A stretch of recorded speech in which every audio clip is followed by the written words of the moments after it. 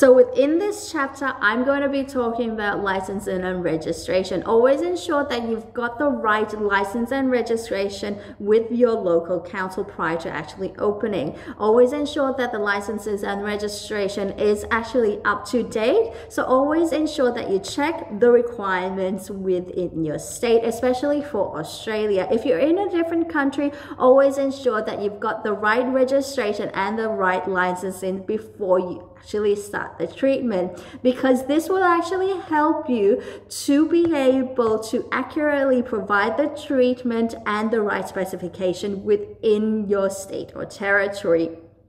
When we're talking about licensing and registration, if you're needing help or guidance, always ensure that you research your parameters accurately. If you're within Australia, call whichever state that you're in and ask for health and well-being sector within a salon or a beauty salon environment. Within each sector, they're gonna ask you to fill out a form. Throughout this form, there are things you have to actually answer, such as your details where you're going to perform the treatment. Always ensure that you're drawing out the plans accurately. Always ensure that you're listing out all the services that you're providing for your beauty salon. Always ensure that you're listing out whether that would be your lash treatment, your lash tinting, lash perming, lash curling, whether you're doing eyelash extensions, whether you're doing any microblading.